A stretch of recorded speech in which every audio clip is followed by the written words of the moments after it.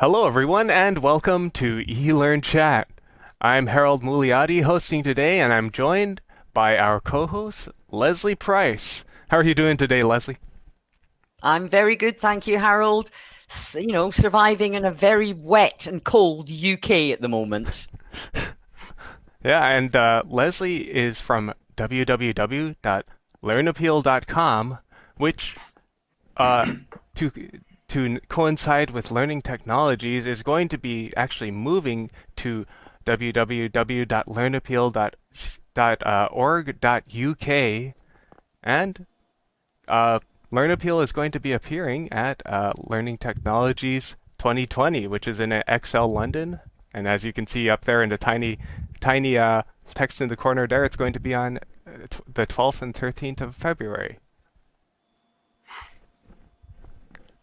And It's a fantastic event. Fantastic event. And we've got a great returning guest today. Let's run our intro and say hi.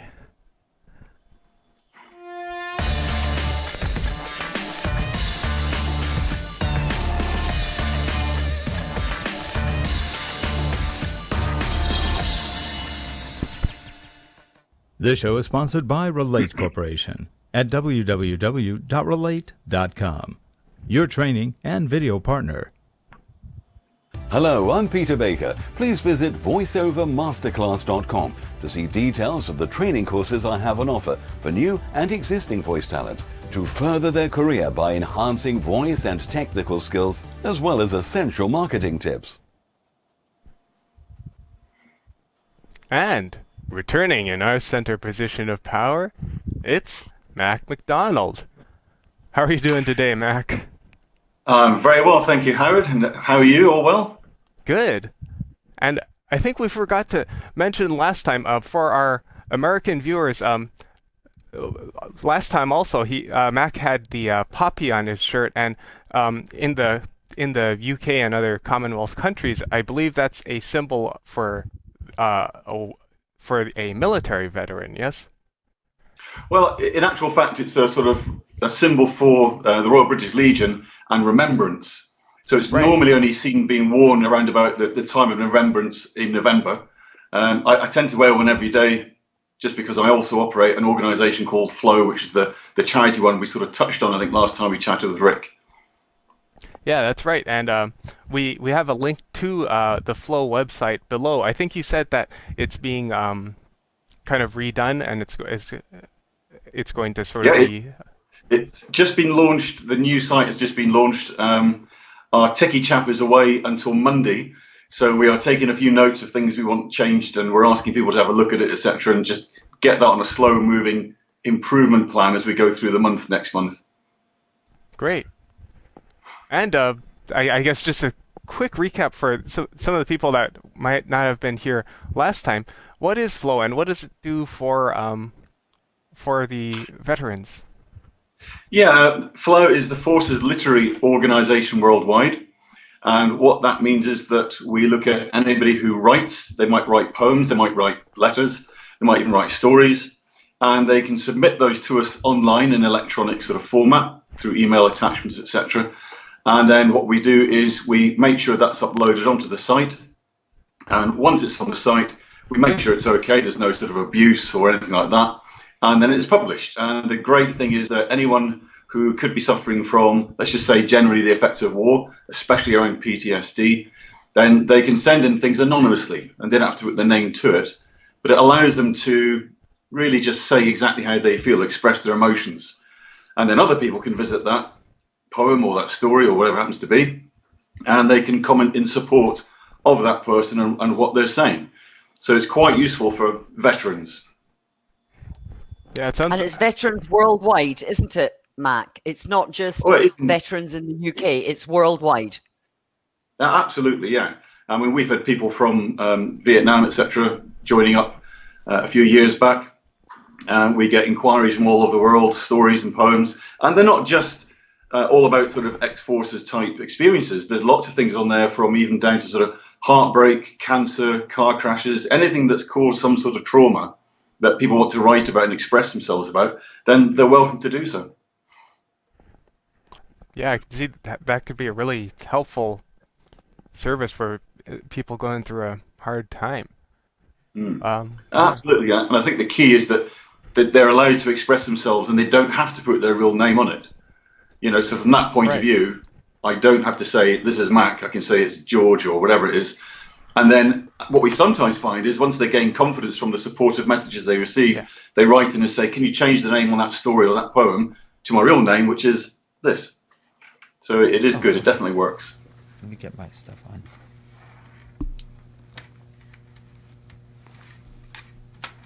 And as though you were asking Harold about the poppy. So yes, Mac wears one on his shirt or his jacket or whatever he's wearing. I have one on my handbag, and I've always got like a poppy keyring thing which hangs over my handbag because my great-grandfather unfortunately didn't make it through World War I, and I have that poppy all the time in remembrance of him. Wow. And actually, Rick's just come and join us for the show. Oh, Hi wow. there. Sorry Hi, I'm Rick. late. Got stuck in a meeting. Oh, don't worry. Just trying to rush out. We were talking about flow and poppies and, the importance of being able to express your emotions for people who've, not only just veterans, but anybody who's been through some kind of trauma. Oh, sure. The animals are great for therapy. Absolutely great. Horses, cats, dogs. No. Flow is poetry. Poetry and Oh, writing. that kind of flow. I thought you said animals. Yeah. No. Yeah. Anything that can get it out of you is good. Exactly, yeah. Anyway, I was, before you arrived, I was saying to Harold, I did an awful lot of the talking last week, so I'm going to leave it to you, Rick, this week. Oh, we all talked a lot. You didn't talk that much. But I know you've got a particular interest in this area. So I just thought that it might be, because an awful lot of people might not have heard about the kind of work that Mac is going to be doing with his Moccasin Manager. Yeah, but it is actually very interesting, and we talked a little bit about it last week, and we started kind of getting into some of the more specifics or details about it. But Mac, we are live right now, right? Yes. Okay, sorry, I wasn't sure we had started the show. Mac, when you first started coming up with the ideas for the Moccasin approach, how, and I know you talked about, walk until you've walked in someone's shoes, you don't know who they are or what they are. How have you seen that in practice? Interesting question, because I met a chap some years ago, a professor at Middlesex University, and we got chatting. I went down to see him, and he suggested I madly enroll on a master's course. And he obviously saw my passion about emotional intelligence and persuaded me that would be a good topic to look at. And as it happened, I was running a sort of management type leadership course with an organization which stretched over most of the year. And they very kindly volunteered to become my participants. So what was really good was that as that year went through and we got to the end of that, they could see differences. But then we did a recording before they did the course. And then we also did a recording 3 months afterwards. And they were asked to keep notes from the end of the course onwards. And that was just allowing them to make notes of things they might forget after sort of 3 months, and I came in to interview them after that. And really the result that struck me most was the huge improvement in relationships. And they said that had been extraordinarily powerful and had allowed them to gain far better traction with people who might have been consultants, external organizations that supported theirs, all sorts of things in that way. So they found it a really sort of general benefit, but they themselves were quite shocked at the difference in relationships. And of course, to me, that's really what the Moccasin approach is all about. The end result you're looking for is to have that ability, that knowledge and understanding of how to build those relationships and to maintain those relationships and develop them. And it's interesting because if you look at, for example, customer service training around the globe, more and more, it's not there yet, but more and more you start hearing things about the voice of the customer, customer centricity, customer centric. How do you get people to relate to how do you get customer service reps to relate to the customer? Because they have no idea what the customer wants half the time. But if they understand, which again kind of comes part of the Moccasin approach, is if they understand what the customer feels, wants, needs, then they can do a better job servicing that customer. And so, and it's slow happening, but customer service organizations are trying to get beyond the what's your name, what's your address, what did you buy, what's the problem? How do we make that? And so that's just a practical approach of just dealing with something like what you're talking about, trying to establish some sort of relationship or at least a feeling for what people go through. I would assume that the Moccasin effect would touch upon things like that. In other words, not only the emotional IQ, which is definitely an important part as we've gotten more and more knowledgeable about that side of the way our brains and the way we think, the emotional part of how we think, but also how do you make that practical? So, for example, in the Moccasin approach, what would you consider a practical outcome? You said better relationships, and that's a darn good practical outcome. How do you achieve that?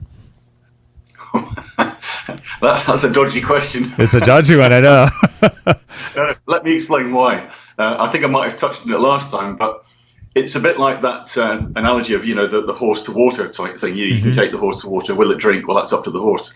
Yep. And what I always reckon is there's a health warning with the Moccasin approach, because whilst I can come into an organization and run, webinars, or I can run day sessions, whatever it might be, and people leave with a full understanding of how it works, because it is in its essence quite simplistic.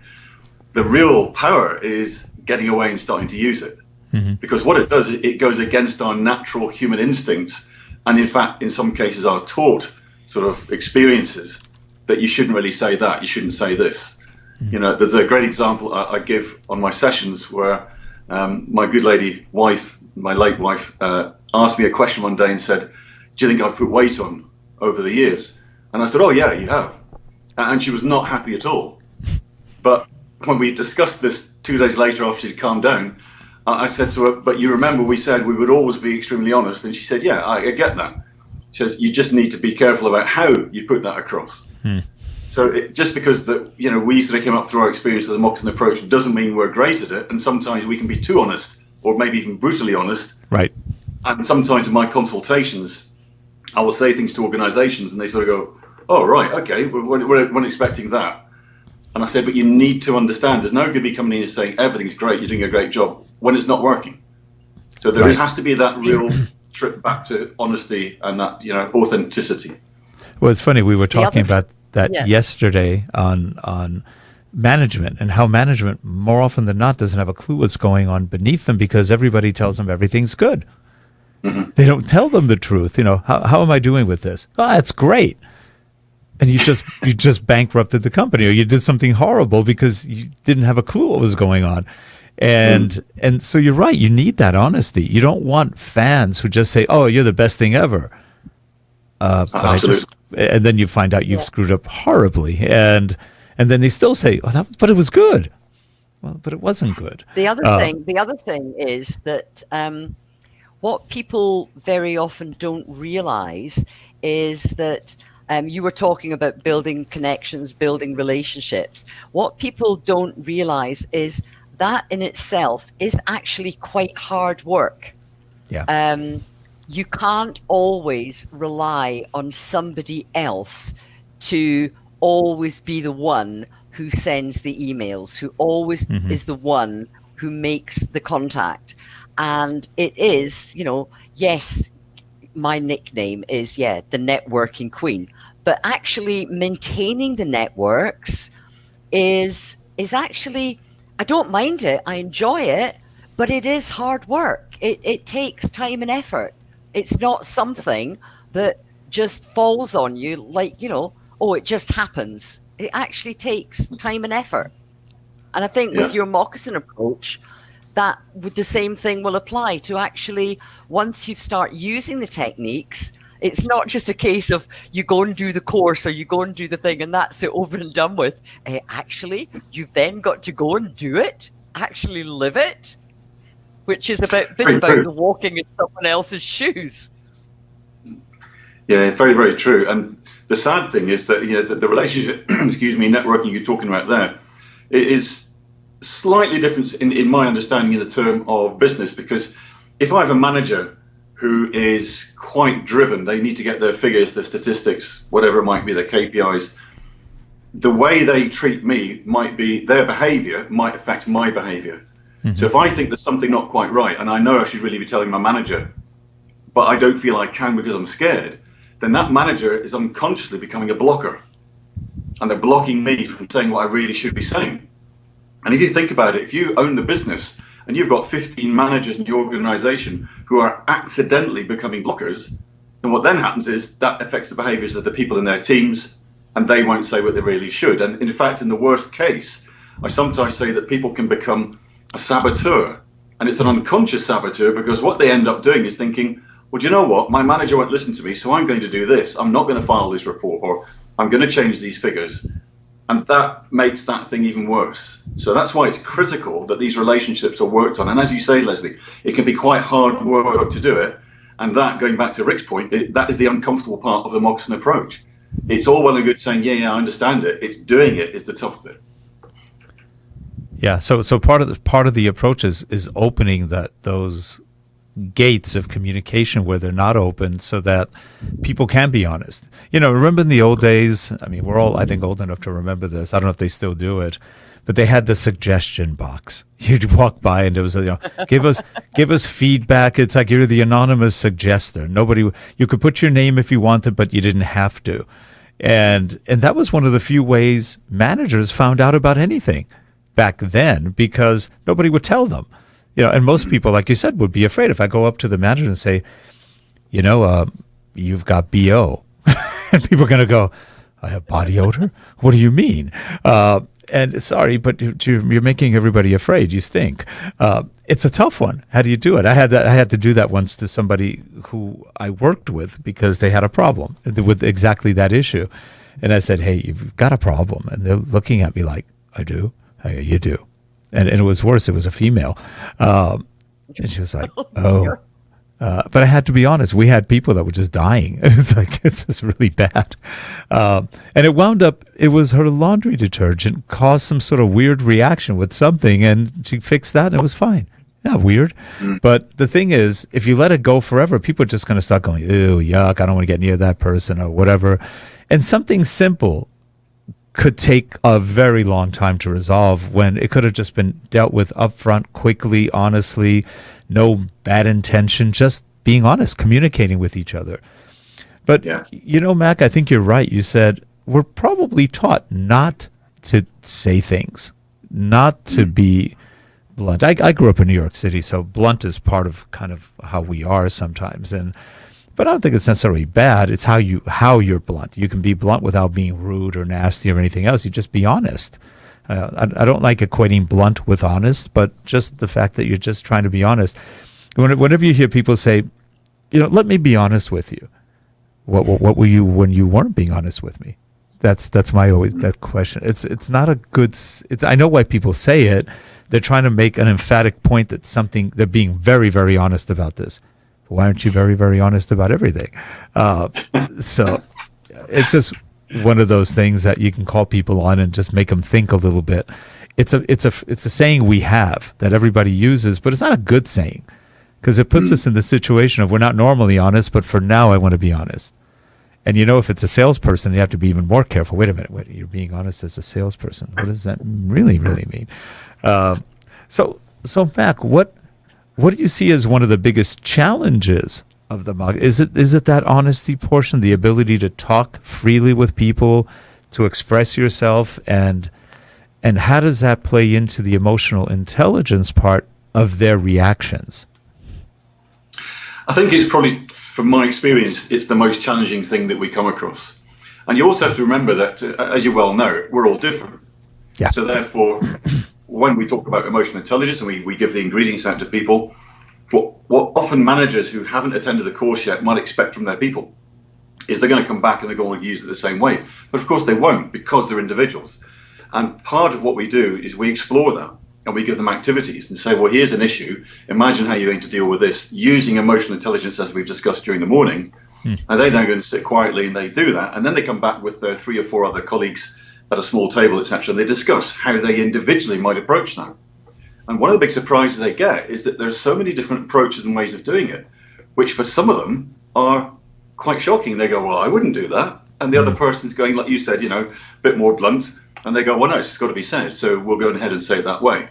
But the part this affects in emotional intelligence for me is the social awareness, because it will depend who you're going to interact with.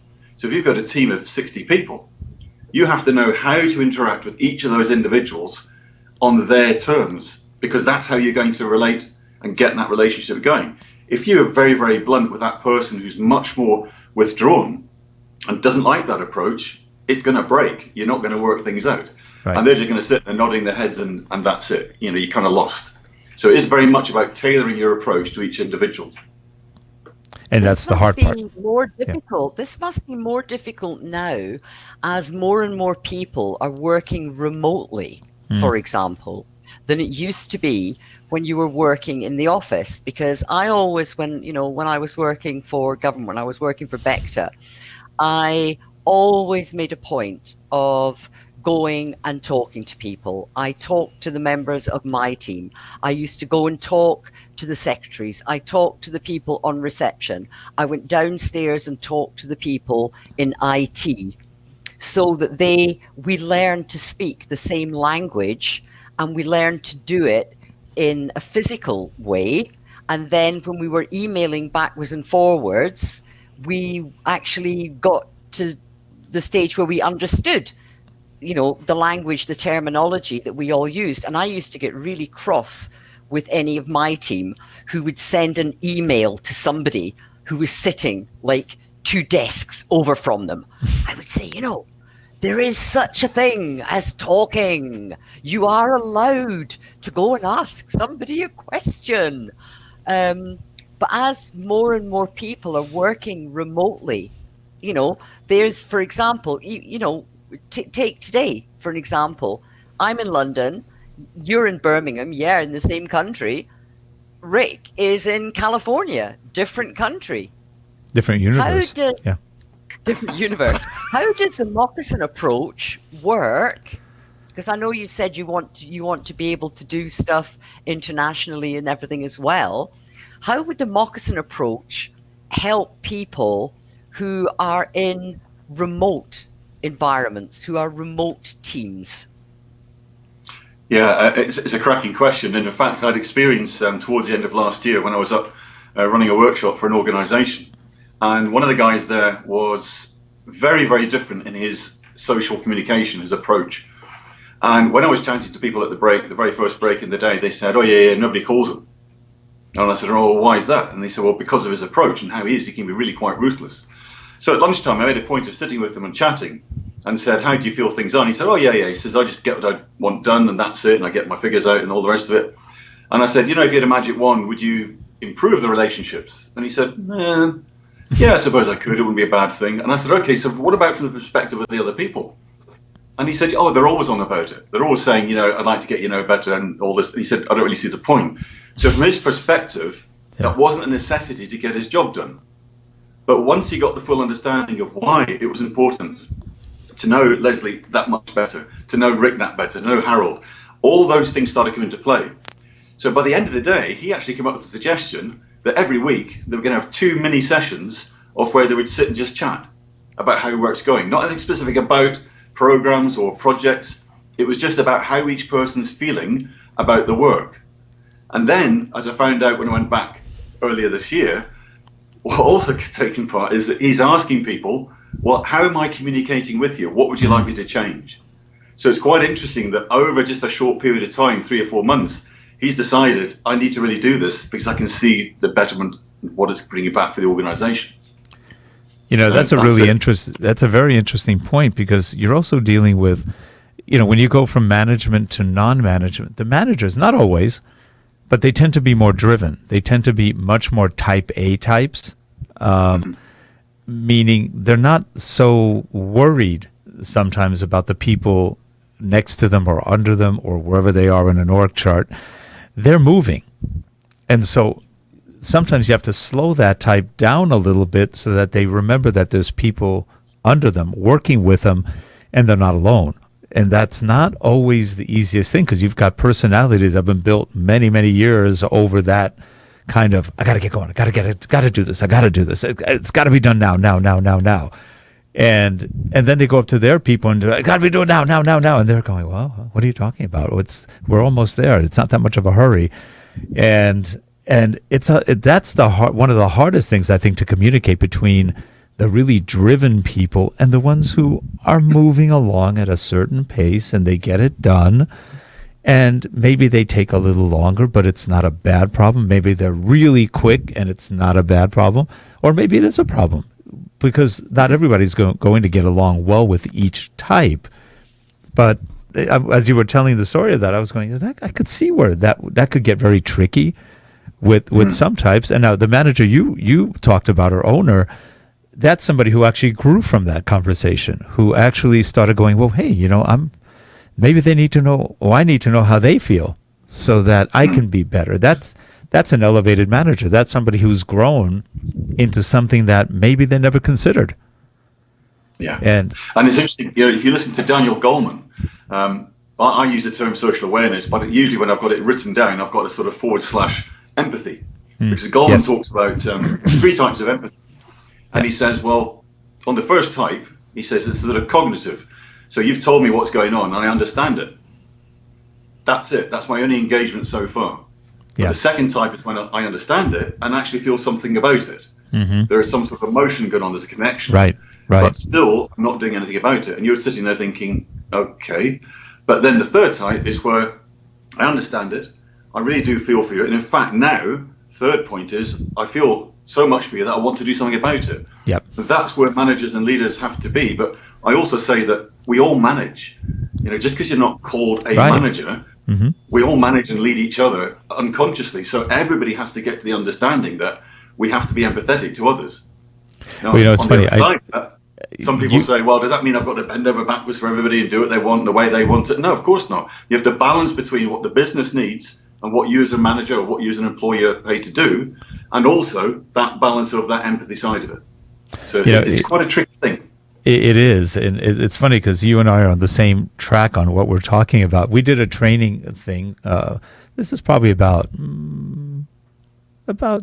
10, 11 years ago for the county of Los Angeles, which is one of the largest counties, if not the largest one in the country. They've got about 110,000 employees, tons of contractors and everything else. They're a very big county, and Los Angeles is a huge area. We're more like 100 cities into one rather than one big city. But they had a real problem with customer service across the board. This started with health services and then eventually went to countywide for everybody. And we created a program called SMILE. Service means involvement, engagement, listening, and empathy. Empathy was so big a part of that, because without that, you're missing probably the key element of caring enough about the other person to say, I want to do something about it. And I started my classes. I did the train to trainers, and I think we had 50 train to trainers in one session and about 30 in the second one. So the first thing I asked is, when you go out to different agencies, or let's say, what do you hate the most about the way people treat you? And this is a government agency. This is a county. They run the county. And they go, well, I hate going to the Department of Motor Vehicles. Why? They treat you like crap. I'm reading a couple of comments here. People said the same thing about you. Huh? and you could see the whole audience just got stiff. Us? Yeah, you guys. Look at this. We hate health services. They'd rather have us dead than be... Oh. I go, funny? You just said that about the DMV. Oh. and you start getting the awareness of it. Well, the people you're complaining about are you.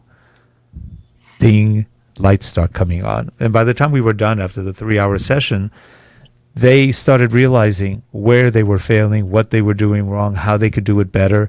And within that group, there were also people who were incredible. There was one lady, I'll never forget her. She was, I think, Filipino descent, and she worked in one of the clinics where they had a lot of people, and the lines went a block and a half or too long, maybe 2 blocks. And she would go out every morning with maybe donuts, with food, with chairs for people, and she would help the older people, and she would ask people, do you mind if this older person goes before you because they have a need right now and they can't stand up? And people would always say, oh, no, that's okay. And she would do this and work the whole line. Maybe it's a block, maybe it's 2 blocks or 3. And she said, I am the definition of customer service. And she didn't say it to be arrogant. She said, I do what it takes. I care about these people, and I want to make sure that they get in, and I talk to people. I make them understand. I apologize for the lines, and I ask them, what can we do to make it? And so here's a person who is out there in the field doing what it takes to make people comfortable when they're ill. And they're getting free medical, which isn't always the best, but they're getting it. And she makes sure they get well treated. People treat them nicely, that they're communicating. They ask about them. Even simple things like, how are you today? How's your family? Anything else going on? All of that stuff to get the people to feel human, to feel like somebody cares about me. Maybe I'm waiting a long time, but they made it nice. Yeah, and there's that relationship, Yes. I worked with an international organization for 3 years doing apprenticeship and graduate programs. And on that, I was brought in to do the emotional intelligence aspect of it. And one day we decided to start asking them, well, who's your most amazing leader in the organization that you've experienced? And on this particular group, there was this resounding thing where we got this one guy who was right up there at the very top. He was levels and levels above everybody else that was talked about on that sort of research part. And we asked people to write down, without sharing it at that moment, what was it that made that person that great leader for you? And what was so interesting was that so many people wrote one word down, and that was either care or caring. Mm-hmm. Now, going back to our discussion earlier on, why is it important to build those relationships? Each one of those people said they would leave their present group to go and work for that guy again because they loved working for him. Yeah. Now, that meant their output, everything they did, was really well driven. And he caused that. He motivated them to do their best by the fact he cared and showed empathy and supported them. Fantastic example. And it only takes. With your Moccasin approach, is that then what you're hoping? That understanding, is that what you're hoping that people come out of it? Before you do any course, I always think to myself, what's the with him? What's in it for me? Mm-hmm. If I'm going to do this, if I'm going to give up some of my time, what's in it for me? So if people are going to do this Moccasin approach, what is the with him? Well, interesting, because I often say to people, look, I know we're in work and we're doing this because your business wants it done and you want it done as a person, as employee, team leader, whatever it might be, manager, leader, and so on. But it works in social and back at home. Relationships at home with your partners and children, all this sort of thing. There's no real difference in how that works at all. You're obviously dealing on a different level playing field or whatever it might be, and each family or partnership, etc., has its own issues. But the relationship building works just as well. It is hugely powerful. The organization wants their people to get on better.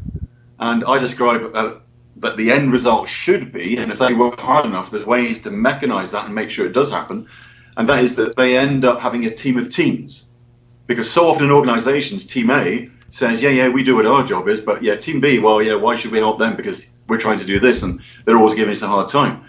But it's the worst case scenario. Then you get the blockers, and off it goes around that same circle.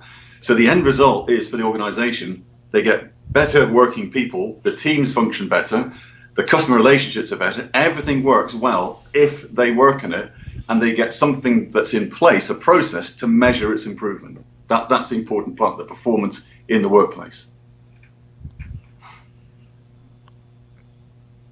That sounds, that sounds ideal, because very often in organizations, I know it shouldn't happen, but it does happen when you get team A is almost like in an unwritten competition with another team in the organization. And they're not, they maybe don't even work in the same field, in the same area, but we're better than them.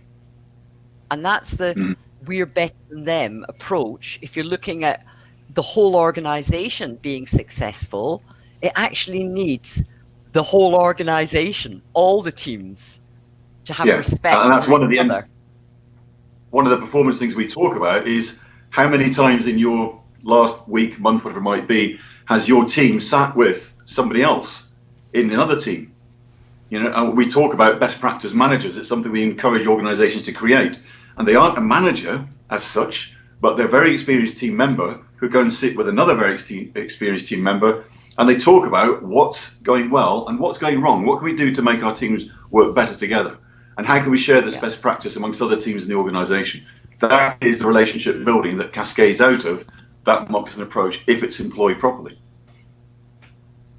It's interesting. I remember when we first started out a long time ago, I was in a big bullpen with 4 other guys, and we were all just working together. And at one point, one of the guys comes up to me, when the other guys weren't around, and goes, rumor has it. I go, whoa. There's 4 people in this room. There are no rumors. And the guy's like, well, but I go, if you've got a question, ask it, but let's not create rumors. There are no rumors. We're all here. We work together. There's no way you can have a rumor unless you go and whisper in somebody's ear. Come on. And he was like, oh, okay. So he asked the question. So it went from a rumor to I have a question. So it was sort of interesting how that evolved, but I was going, no, stop the rumors. And rumors are a bad thing. I think rumors single-handedly probably cause more problems in corporations than just about anything else, because different people react very, very differently to what's a possible rumor. It's much better to just be upfront, honest, and tell people what's going on or what isn't, or whatever. But it's interesting what people worry about, and they worry about each other a lot more than people think. And the larger the organization, it seems like the more worries people have about everything or everyone. And it's just a shame that happens. I used to say, how do we ever get along with each other when we can't even get along as a planet, when we can't even get along with 10 people in a room? It's kind of crazy. You do wonder sometimes.